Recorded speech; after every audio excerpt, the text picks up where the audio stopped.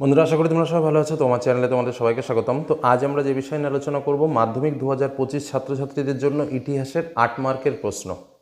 তো স্বাভাবিকভাবে 8 মার্কের প্রশ্ন তোমরা সবাই চাও যে স্যার একদম 100% কমন চলে আসুক। তো আমরাও সেই বিষয়টা তোমাদের সামনে তুলে ধরার চেষ্টা করি, যাতে অল্প কয়েকটা প্রশ্ন পড়লেই তোমরা কমন পেতে পারো। কিন্তু সেই সাজেশন তুলে ধরার আগে কয়েকটা কথা তোমাদের বলে নেব, যে কথাগুলো সবার থেকে বড় ইম্পর্ট্যান্ট, মানে ওই সাজেশনের থেকেও ইম্পর্ট্যান্ট। সেটা কি কথা? দেখো, অভিজ্ঞতা কথা বলে, বিগত দিনের প্রশ্নের যা ইতিহাস অর্থাৎ বিগত দিনগুলোতে যেভাবে ইতিহাসের 8 মার্কের প্রশ্ন এসেছে, তাতে করে তোমাদের স্পষ্ট একটা কথা বলে দিতে চাই, যে কেউ যদি শুধুমাত্র মনে করো যে 8 মার্কের একটা দুটো প্রশ্ন বা তিনটে প্রশ্ন পড়ে 8 মার্কের কমন পাবে, সেটা হচ্ছে নিজের ভাগ্য। কেন বললাম? কারণ আমরা যারা সত্যিকারের সাজেশন তৈরি করি, বা শিক্ষকরা যারা সত্যিকারের সাজেশন তৈরি করেন, বা যারা ইতিহাস পড়ান, প্রত্যেকের একটাই কথা, যে ইতিহাসে কেউ যদি মনে করে 8 মার্কের কোশ্চেন দুটো বা তিনটে পড়ে কমন পাবে, এই ভাবনাটা ভাবা সবথেকে বড় ভুল। তার কারণ ইতিহাসের 8 মার্কের প্রশ্ন এখন আর ওরকম হচ্ছে না। তোমরা যদি বলো স্যার 8 মার্কের তিনটে প্রশ্ন বলেন যার মধ্যে একটা প্রশ্ন চলে আসবে, আমি বলেই দিতে পারি যে মানুষ প্রকৃতি ভাবনা রবীন্দ্রনাথের খুব বেশি ইম্পর্টেন্ট, সিপাহী বিদ্রোহের চরিত্র প্রকৃতি খুব বেশি ইম্পর্টেন্ট, ছাত্র আন্দোলন খুব বেশি ইম্পর্টেন্ট। তাহলে এই যে তিনটে বিষয় তুমি ভালো করে পড়লে কমন পেয়ে যাবে। বেশ, বলে দিলাম। এবার কথা হচ্ছে কি, বিগত দিনের প্রশ্ন কি এইভাবে আসছে না। কথাটা খুব ভালোভাবে বুঝবে। প্রশ্নগুলো কিভাবে আসছে, যে না 4 মার্কের যে প্রশ্নগুলো আমরা তোমাদের জন্য সাজেশনে তুলে ধরেছিলাম, সেই 4 মার্কের প্রশ্নগুলোর সঙ্গে দুটো 4 মার্কের কোশ্চেন জয়েন করে একটা 8 মার্কের প্রশ্ন তুলে ধরছে। তো এই জায়গায় দাঁড়িয়ে আমরা 8 মার্কের জন্য যে প্রশ্নগুলো তুলে ধরছি, অনেক সময় সেই প্রশ্নের সঙ্গে মিলছে না, যেটা এর আগের বারেও হয়েছে। আমরা 8 মার্কের সাজেশন তুলে ধরেছি, আমরা 4 মার্কের সাজেশনও তুলে ধরেছি, কিন্তু 8 মার্কের সাজেশনে তিনটে প্রশ্ন আসার কথা, একটা প্রশ্ন হুবহু মিলেছে, আর দুটো প্রশ্ন কী হয়েছে, সেই দুটো প্রশ্ন সেই অধ্যায়গুলো থেকে 4 মার্কের জয়েন্ট আকারে প্রশ্নগুলো দিয়ে দিয়েছে। তো যারা 4 মার্কের সাজেশনগুলো খুব ভালো করে পড়েছে, তারা স্বাভাবিকভাবে প্রশ্ন কমন পেয়ে গেছে। আর যারা 8 মার্কের প্রশ্ন পড়েছে, তারা ওই একটা প্রশ্ন রিক্সি জায়গা। কারণ কি, সিস্টেমটা কি বলছে ইতিহাসের 8 মার্কের প্রশ্নে? সিস্টেম বলছে 2 নম্বর এবং 3 নম্বর চ্যাপ্টার থেকে একটা প্রশ্ন আসবে, 3 নম্বর আর 4 নম্বর চ্যাপ্টার থেকে একটা প্রশ্ন আসবে, আর 5 নম্বর এবং 6 নম্বর চ্যাপ্টার থেকে একটা প্রশ্ন আসবে। তাহলে মোট 6টা চ্যাপ্টার থেকে 3টে প্রশ্ন আসবে। কথাটা খুব ভালো করে বুঝে নেবে। এখান থেকে একটা, মানে 2, 3 থেকে একটা, 4, 5 থেকে একটা, 6, 7 থেকে একটা। এই হলো প্রশ্ন। এবার তাহলে 2, 3-এর প্রশ্ন আমার 4 আর 8 আমাকে ভালো করে পড়তে হবে 8 মার্কের কমন পাওয়ার জন্য, অথবা 4, 5-এর 4 মার্কের প্রশ্ন এবং 8 মার্কের কোশ্চেন যে কটা সাজেশনে দেবো সে কটা ভালো করে পড়তে হবে, অথবা 6, 7-এর 4 মার্কের প্রশ্ন এবং 8 মার্কের প্রশ্ন যে কটা দেবো সে কটা ভালো করে পড়তে হবে। বোঝা গেল কি বললাম? অর্থাৎ আমি তোমাদের যেটা বলতে চাইছি, 8 মার্কের প্রশ্ন সাজেশন কমন পাওয়ার জন্য আমরা 5টা প্রশ্ন দিলে শুধুমাত্র সেই 5টা প্রশ্ন পড়লে হবে না। লিখে রাখতে পারো, যারা পড়বে মহাবিপদে পড়বে। যারা ভাবছো যে কোনো শিক্ষক বা কোনো স্যার বলছেন যে 2টো বা 3টে প্রশ্ন পড়লে কমন পেয়ে যাব, 100% গ্যারান্টি দিয়ে বলছি তোমাদের ধ্বংস করার চেষ্টা করছেন। কারণ বিগত দিনের ইতিহাস দেখলে বোঝা যাবে যে সেখানে প্রশ্ন কিভাবে এসছে। তুমি যদি প্রশ্ন কমন পেতে চাও, তাহলে তোমাকে কি করতে হবে এবার বলি, ওসব কথা বাদ দিয়ে। তুমি যদি মনে করো না স্যার আমি 8 মার্কের প্রশ্ন কমন পেতে চাই, তাহলে তোমাকে কি করতে হবে? তাহলে তোমাকে করতে হবে যে কোনো দুটো চ্যাপ্টার, অর্থাৎ সেকেন্ড এবং থার্ড, এই দুটো চ্যাপ্টারে 4 মার্কের যে সাজেশন দিয়েছি সেই প্রশ্নগুলোও পড়তে হবে।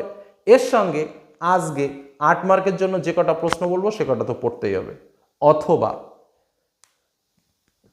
4 নম্বর এবং 5 নম্বর চ্যাপ্টার থেকে 4 মার্কের প্রশ্নগুলো পড়তে হবে এবং 8 মার্কের যে প্রশ্নগুলো দেবো সেগুলো পড়তে হবে।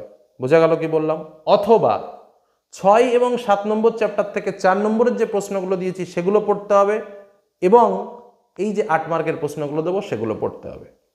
তাহলে গ্যারান্টি সহকারে তুমি পরীক্ষাতে কমন পাবে। এবার বলি, 4 মার্কের প্রশ্ন তো তোমাকে পড়তেই হবে, কারণ আমাদের ইতিহাসের যে প্রশ্ন প্যাটার্ন রয়েছে সেই নিয়মে প্রত্যেকটা অধ্যায় থেকে একটা করে 4 মার্কের প্রশ্ন আসবেই আসবে। আসবে, প্রত্যেকটা অধ্যায় থেকে একটা করে 4 মার্কের প্রশ্ন আসবে। প্রথম অধ্যায় থেকে একটা করে 4 মার্কের প্রশ্ন, দ্বিতীয় অধ্যায় থেকে একটা 4 মার্কের প্রশ্ন, তৃতীয় অধ্যায়, চতুর্থ অধ্যায়, পঞ্চম অধ্যায়, এরকমভাবে 8টা প্রশ্ন আসবে। আমাকে যে কোনো 6টা প্রশ্নের উত্তর লিখতে হবে। বোঝা গেল কি বললাম? তো সাজেশন দেওয়ার আগে এটাই হলো সব থেকে বড় সাজেশন বলবো না, এটা হচ্ছে তোমার জন্য বললাম, যে শুধুমাত্র সাজেশন দেখে বা সাজেশনে আমি 3-4টে প্রশ্ন বলে দিচ্ছি যে আমি ওই 3-4টে প্রশ্ন পড়ে গিয়ে স্যার 8 মার্কের কোশ্চেন তো কমন পেলাম না, সেটা বললে হবে না। এর আগে আমি যে 4 মার্কের প্রশ্ন দিয়েছি সেই প্রশ্নগুলোও তোমাকে পড়তে হবে। এটা হলো একদম পরিষ্কার পরিচ্ছন্ন কথা, দুঃখ পেলেও কিচ্ছু করার নেই। 4 মার্কের প্রশ্নের যে সাজেশন দিয়েছি তার লিঙ্ক আমি এই ভিডিওর ডেসক্রিপশন বক্সে দিয়ে দেবো, সেখান থেকে তোমরা পেয়ে যাবে। আর এখন আমি 8 মার্কের জন্য স্পেশাল কিছু কোশ্চেন তোমাদের সামনে শেয়ার করছি। যে কোনো সেট, 3টে সেট আমি করে দিয়েছি, 2 ও 3 নম্বরের জন্য একটা সেট, 3-4-এর জন্য একটা সেট, বা 5-6-এর জন্য একটা সেট। এই 3টে সেটের মধ্যে যে কোনো 2টো চ্যাপ্টারের, অর্থাৎ 2nd, 3rd অথবা 4th, 5th অথবা 6th, 7th, 6 নম্বর বা 7 নম্বর, যে কোনো 2টো অধ্যায়ের 4 মার্কের প্রশ্ন এবং আমি যে 8 মার্কের কোশ্চেন এই মুহূর্তে শেয়ার করছি সেটা কমপ্লিট করতে হবে। এই হলো পরিষ্কার পরিচ্ছন্ন কথাবার্তা। তাহলে পরীক্ষায় 100% 8 মার্কের কোশ্চেন কমন তো পাবেই, সেটা তো পাবেই, তার সঙ্গে 4 মার্কের কোশ্চেনও তো তোমাকে কমন পেতে হবে, সেটাও অলরেডি প্রিপেয়ার্ড হয়ে যাবে। কারণ 4 মার্কের জন্য তো সেই প্রশ্নগুলো তোমাকে পড়তেই হচ্ছে 4 মার্কের প্রশ্ন কমন পাওয়ার জন্য। বিষয়টা তো তাই যে আমাকে বেশি পড়তে হচ্ছে সেটা কিন্তু নয়, কারণ ইতিহাসে 2 মার্কের প্রশ্ন, 4 মার্কের প্রশ্ন এবং 8 মার্কের প্রশ্ন রয়েছে। তাহলে 2 মার্কের জন্য তো প্রচুর পড়তে হচ্ছে।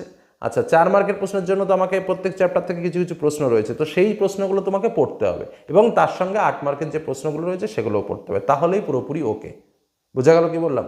এবার চলো, আমার ডেসক্রিপশন বক্সের লিঙ্কে আমি ওই 4 মার্কের যে সাজেশন দিয়েছিলাম অধ্যায়ভিত্তিকভাবে, সেই লিঙ্কটা তোমাদের দিয়ে দেবো। সেখান থেকে যার যেটা পছন্দ, অর্থাৎ কেউ যদি মনে করো আমি 2-3 পড়বো, তার সেই 2-3-এর 4 মার্কের প্রশ্ন যেন বাদ না থাকে। যদি কেউ মনে করো যে আমি 4-5 পড়বো, তাহলে সেই 4-5-এর যে 4 নম্বরের যে প্রশ্নগুলো দিয়েছি সেগুলো যেন বাদ না থাকে। কেউ যদি মনে করো আমি 6-7 পড়বো, তাহলে সে 6-7-এর জন্য যে 4 মার্কের প্রশ্ন দিয়েছি সেই প্রশ্ন, আর এই মুহূর্তে যে প্রশ্নগুলো দিচ্ছি এই প্রশ্নগুলো রেডি করো। আর যদি কপাল খুব ভালো থাকে, আশা করি আজকে যে প্রশ্নটা সেট তোমাদের সামনে তুলে ধরছি সেই প্রশ্ন থেকেই তোমরা হুবহু কমন পেয়ে যাবে। এই যে এতগুলো কথা বললাম, এটা হচ্ছে বেশি সতর্কতা, যে কথাগুলো তোমাকে কেউ বলবে না, যে কথাগুলো তোমাকে কেউ বলবে না। এই যে আমি যেমন করে সাজেশন তোমাদের সামনে তুলে ধরছি যে না এই 4-5টা প্রশ্ন পড়ো, এ কটাই চলে আসবে, সেরকমভাবেই বলবে। কিন্তু বিপদটা তখনই চলে আসে যে ওই 4 মার্কের প্রশ্ন জয়েন্ট আকারে দেয়, আর এই কথাটা তোমাদের বলে নেওয়া হয় না। এই কারণেই তোমাদের এই কথাটা বলে আজকের যে স্পেশাল 8 মার্কের কিছু কোশ্চেন আমি শেয়ার করছি, এবং চালাকির সহিত, অর্থাৎ সেট 1-এ 2টো চ্যাপ্টারের প্রশ্ন, সেট 2-এ অন্য 2টো চ্যাপ্টারের প্রশ্ন, সেট 3-তে অন্য 2টো চ্যাপ্টারের প্রশ্ন, যে কোনো একটা সেটের প্রশ্নগুলো রেডি করবে। আর তার সঙ্গে তো 4 মার্কের কোশ্চেন রেডি করবেই করবে। তো চলো এবার প্রশ্নগুলো দেখে নেওয়া যাক। আর প্রশ্নগুলো লেখার সময় 8 মার্কের প্রশ্ন পয়েন্ট ভিত্তিক লিখবে। 4 মার্কের পার্ট মার্কিং আসলে 4 মার্কের জন্য 6টা পয়েন্ট, পরের 4 মার্কের জন্য 6টা পয়েন্ট, এই 12টা পয়েন্টে উত্তর লেখার চেষ্টা করবে।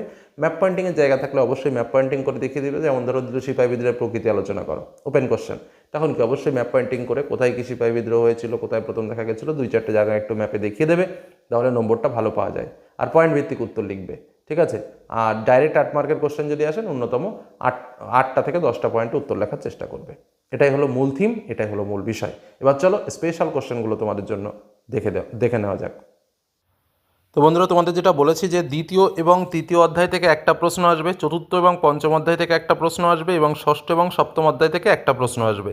তো দ্বিতীয় এবং তৃতীয় অধ্যায়কে নিয়ে আমি কয়েকটি প্রশ্ন শেয়ার করছি, চতুর্থ এবং পঞ্চম অধ্যায়কে নিয়ে কয়েকটি প্রশ্ন শেয়ার করছি, এবং ষষ্ঠ ও সপ্তম অধ্যায়কে নিয়ে কয়েকটি প্রশ্ন শেয়ার করছি।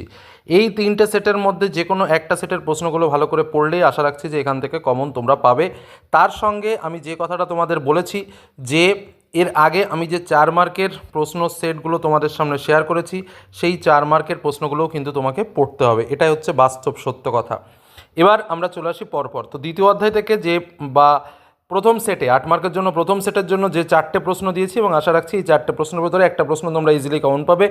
প্রথম প্রশ্ন, ব্রহ্ম সমাজের বিভাজন কীভাবে ঘটে? 19 শতকে বাংলার সমাজ সংস্কার আন্দোলনে ব্রহ্ম সমাজগুলির ভূমিকা কীরূপ? দ্বিতীয় প্রশ্ন, শিক্ষা বিস্তারে প্রাচ্য পাশ্চাত্য দ্বন্দ্ব কি, এর সমস্যা ও সমাধান প্রকল্পে কী কী ব্যবস্থা নেওয়া হয়েছিল? তৃতীয় প্রশ্ন, 19 শতকে পাশ্চাত্য শিক্ষা বিস্তারে খ্রিস্টান মিশনারিদের ভূমিকা কী? এবং 4 নম্বর বিষয়, বাংলার সমাজ সংস্কার আন্দোলনে নব্যবঙ্গ দলের গুরুত্ব কী ছিল?